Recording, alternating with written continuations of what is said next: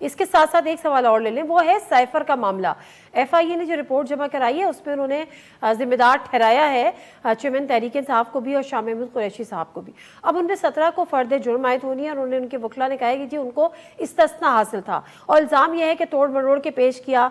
एक ऑडियो भी आई थी, आपको याद है, उसमें कहा था कि इसको खेलते हैं, इससे खेलना होगा। आजम खान ने जो है वो वादा माफ गवाह भी इस पे बन गए, उन्होंने भी अपना बयान रिकॉर्ड करा दिया। आपको लगता है इससे इस्तिस्ना हासिल है या ये किसी भी प्राइम मिनिस्टर का प्रोग्रेटिव था? देखिए, ये वो एक बदकिस्मत पहलू है जिसके साथ पीटीआई की जो सियासी एक कह लें रोड मैप या उसकी सियासी जो एक प्लेटफार्म पे किसी भी जमात का एक किरदार होता है, उसने उसको दागदार किया है।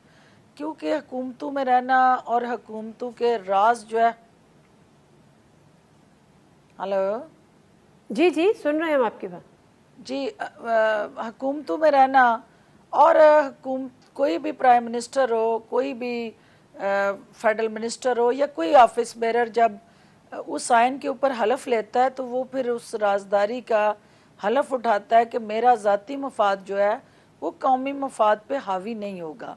साइफर के केस में ज़ाती मफाद को अवलियत दी गई, उसको फौकियत दी गई, उसको तरजीह दी गई और अल्टीमेटली अपने ज़ाती मफाद के लिए, पॉलिटिकल काज के लिए, नेशनल काज और नेशनल इंटरेस्ट का गला घोंटा गया, उसको सेक्रीफाइस किया गया और जिस छुरी से उसको ज़बह किया गया उसके निशान भी इतने नलायक और नाहल थे, वो भी नहीं मिटाए और उसके धब्बे जो हैं वो साइफर के ऊपर वो वाज़ेह अंदाज से नज़र आ रहे हैं। क्योंकि आज़म खान का जो किरदार है और जो ओवरऑल चेयरमैन पीटीआई को और पूरी की पूरी पीटीआई को इस नहज पे पहुंचाने वाला जो सबसे बड़ा फोर फ्रंट पे खड़ा वो एक किरदार जो है, उसको सिर्फ वादा माफ गवाह बन के अपने गुनाहों की माफ़ी नहीं मिलनी चाहिए।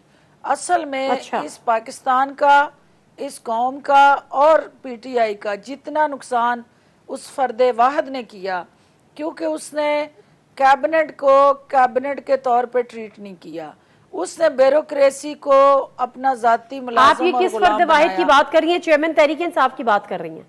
नहीं, मैं आजम खान की बात कर रही हूँ। अच्छा, आजम क्योंकि आजम खान को देखिए दो तरीके हैं, आप गवर्नेंस का स्ट्रक्चर और सर्विस डिलीवरी जो है, पब्लिक सर्विस डिलीवरी, दो तरीके हैं कि या आपको वो सारे इश्यूज खुद पता हो, एक्सपीरियंस हो, एक्सपोजर हो, आपकी उस पूरी चेन ऑफ कमांड से आगाही हो, तो फिर आप अपने स्टाफ पे हावी हो जाते हैं। क्योंकि स्टाफ को पता होता है कि मेरा बॉस जो है उसको अपना काम आता है, वो आप अपने बॉस को फिर डिक्टेट नहीं कर सकते। लेकिन जब आपको ये सब चीजें ना आती हूँ फिर आपका स्टाफ आप पे हावी हो जाता है और वो फिर आपको मिस यूज करता है, एब्यूज करता है। Misuse of authority and abuse of power. चले, ये तो आजम खान साहब की बात हो रही है, लेकिन डेफिनेटली जब वो वादा हिसाब देना पड़ेगा।